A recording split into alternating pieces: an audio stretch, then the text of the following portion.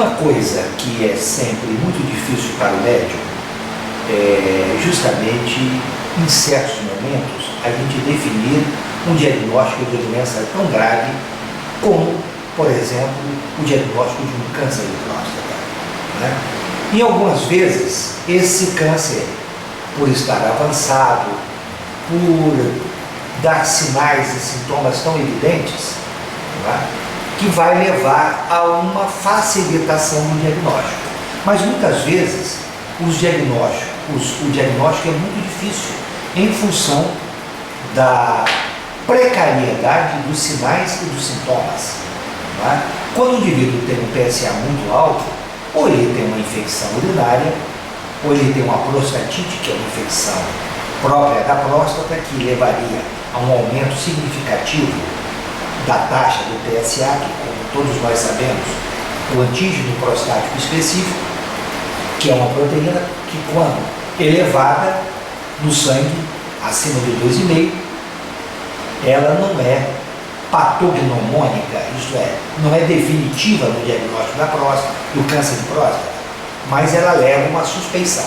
Nada mais é o PSA do que uma ferramenta a mais que os médicos detêm, juntamente com toque prostático, juntamente com ultrassom transretal, para fazer um juízo de valor e entender que qual paciente mereceria a chamada biópsia prostática. Aí sim, a biópsia prostática é o divisor de água, né? A partir de uma biópsia prostática positiva, nós podemos falar, o diagnóstico do câncer está selado, e aí vamos tratar esse câncer como câncer que é, né?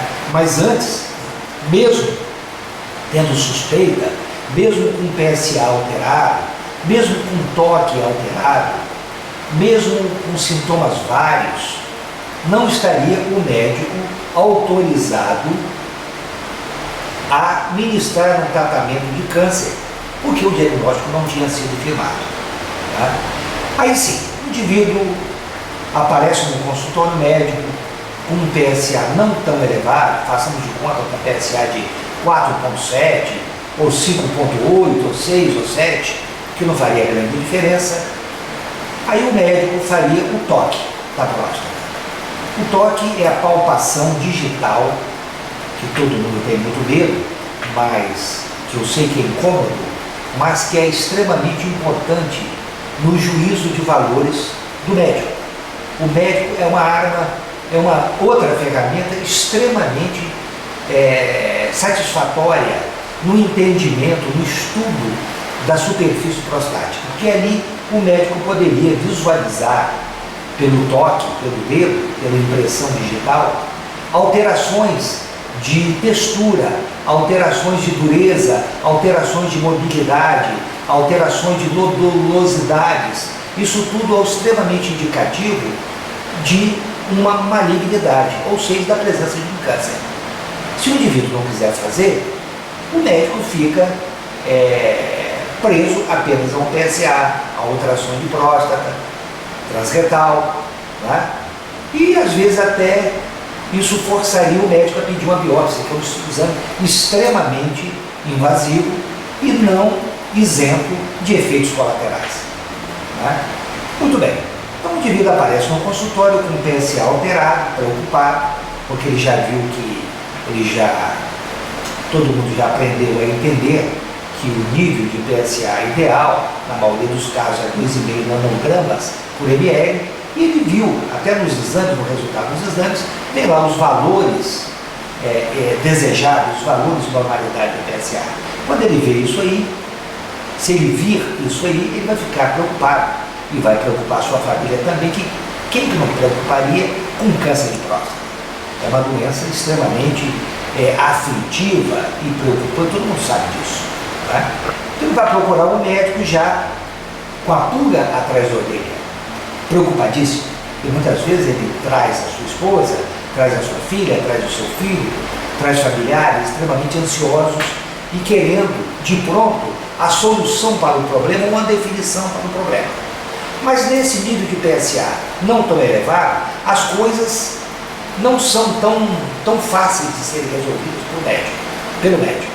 Então o médico tem que fazer um toque, tem que repetir esse PSA e tem que pedir umas outras ferramentas.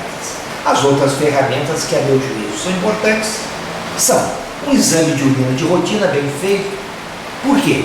Porque no exame de urina de rotina nós evidenciaríamos a presença de infecção.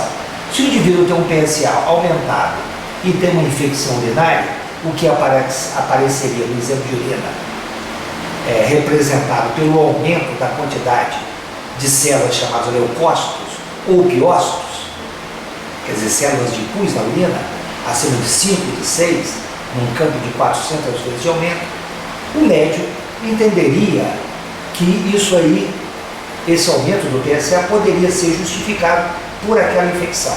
Então caberia o médico tratar empiricamente essa infecção urinária e repetir após o tratamento um outro PSA, no sentido de verificação se esse PSA caiu. Ora, se esse PSA caiu, melhor para os fatos, mas se ele manteve inalterado, ou, o que é pior, subiu um pouco, isso vai preocupar um pouco mais, né? Um pouco mais. Nós temos uma outra ferramenta que eu acho extremamente importante, que é justamente a dosagem do chamado PSA livre. Nós sabemos que esse PSA que nós pedimos, geralmente é complexado, ele está ligado a proteínas. E o PSA livre é uma ferramenta muito importante. E por essa expressão, conotação, PSA livre e PSA total, por essa razão, por essa fração entre o PSA livre e o total, nós temos uma outra ferramenta muito importante, né, a ser descrita, que é justamente a relação PSA livre e PSA total, que é bem simples de entender, que quando essa relação está acima de 20, alguns autores justificam ali 25%, quanto mais alto for essa relação, menor a chance daquele indivíduo ter um câncer de próstata. Então, se o indivíduo tem um PSA alterado, façamos de conta 4,5, e se tem uma infecção urinária, eu vou tratar essa infecção urinária. Mas mesmo que não tenha uma infecção urinária, ele tem uma relação PSA livre e uma PSA total, façamos de conta de 30, 28, 40%, eu ficaria bem mais tranquilo. Eu esperaria um pouco, ou daria alguns remédios, tipo finasterida, durante os 2 ou 3 meses e repetiria aquela biópsia. Mas se eu verificar uma ausência de infecção, um PSA que por 2 ou 3 vezes continua, o PSA total, continua alterado, e o que é pior, uma relação PSA livre e PSA total abaixo de 10, então isso implicaria, e se o indivíduo tivesse outros motivos para a suspeição de câncer de próstata, por exemplo, membros da família com casos semelhantes de câncer de próstata, ou se o indivíduo fosse de raça negra, que todos nós sabemos que o indivíduo de raça negra tem uma incidência maior desse tipo de problema, eu indicaria uma biópsia para ele. O indivíduo faz a biópsia e a biópsia vem como resultado positivo para câncer de próstata. Está resolvido o problema, vamos tratar. E geralmente nesse patamar é um câncer inicial que seria tratado através de uma cirurgia radical da próstata ou mesmo uma radioterapia conformada, radioterapia tridimensional, com alta incidência de raios, que possibilitaria uma cura total desse processo canceroso, do processo neoplásico, com mínimo de efeitos colaterais. Isso vai depender da escolha do próprio paciente e cabe ao médico aventar ou explicar todos os caminhos possíveis para a cura do problema. Né?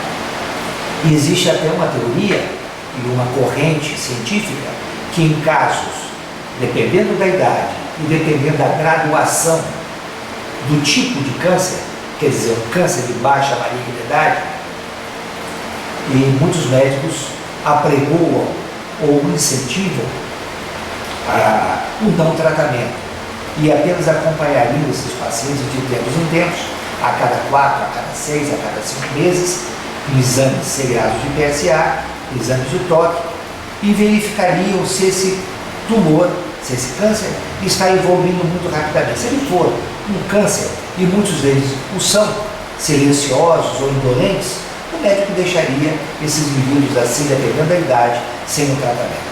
Né? Bom, mas, então, o indivíduo está programado para fazer a biópsia de próstata, porque o médico não concluiu e porque o médico assim está pensando que ele poderia ter um câncer de próstata. Antigamente, mesmo quando eu cheguei aqui em Valadares, faz um bocado de tempo, antes de 1981, todos nós, urologistas, fazíamos a biópsia através de uma agulha de V. Silverman. Quer dizer, colocava a agulha aqui e direcionada com o dedo para aquelas partes suspeitas, endurecidas ou anormais da próstata, nós justamente passávamos, biopsiávamos